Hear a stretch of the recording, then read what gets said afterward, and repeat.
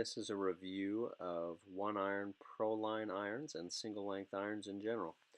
The Pro-Line set is the nicer of the two sets that one iron sells.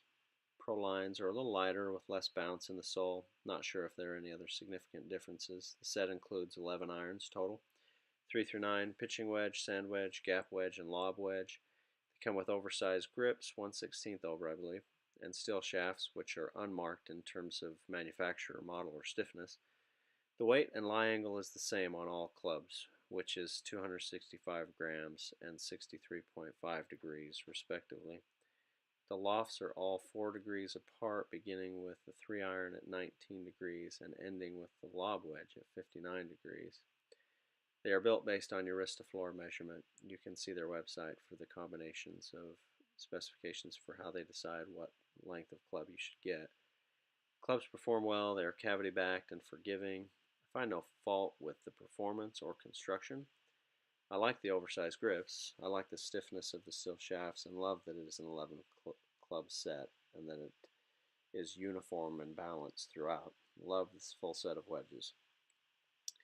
The bigger question, of course, is how do they perform compared to a conventional set with typical half-inch differential between each club, with the exception of wedges, which may all be the same.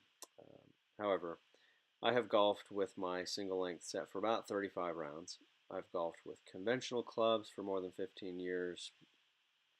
During the 15 years of golfing with conventional clubs, I had moments and seasons where I played well, and other times where I found myself in a rut, which required a lot of time and effort to correct. I would say that the same is true of single-length irons. I believe they are a simpler way to play golf. There is an element of complexity that is removed when you have the same setup position and posture on all of your iron shots. I should point out here that the single length concept applies to the irons only. You can have woods that are the same length, however they're not going to be the same length as your irons.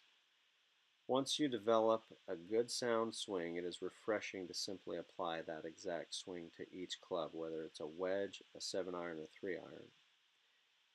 I will occasionally even tee off with my 3-iron, which is a unique experience because I've always had trouble hitting a conventional 3-iron with any kind of accuracy and consistency. Having said all this, I will say that the single-length irons will not fix a faulty swing. If your swing path is slightly out to in, you will still slice the ball or send it off to the right. This will become increasingly more evident as you move up through the set towards the less lofter clubs. The unintentional curved ball flight may not manifest itself so well with a 9-iron, but it will with a 3-iron due to the overpowering side spin and the lack of backspin. In this way, your 3-iron becomes a great measuring stick for swing path flaws. While having the same setup and posture offers great potential gains in consistency, it is also one of the most difficult things to adapt to when coming from a conventional set. At first, a longer sand wedge or a shorter 3-iron is going to feel odd, if not wrong. Subconsciously or consciously, you're going to compensate for that. You may be inclined to swing slower with the longer wedge or faster with that short 3-iron. Don't. Swing the same with every club. This is the only way to develop predictable, consistent yardage gaps between the clubs.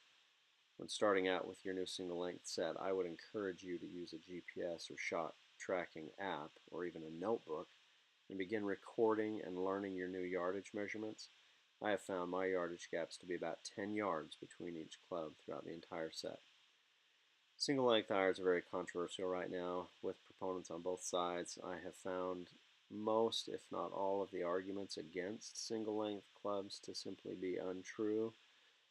I would not say they are some kind of cure-all or miracle clubs. However, I offer it as my opinion that they are a simpler way to golf. People may argue that you cannot get the needed distance from a short 3-iron. I haven't found that to be true, but either way, it probably makes a little difference when the majority of amateurs cannot hit a standard 3-iron anyways. Single-length irons have helped me to be more consistent. I have become accustomed to the length. It feels natural to me now. The learning curve is fairly steep in the beginning to get used to the same setup.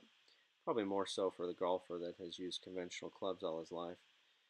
If given the choice to go back and decide again, I would still buy the single-length clubs.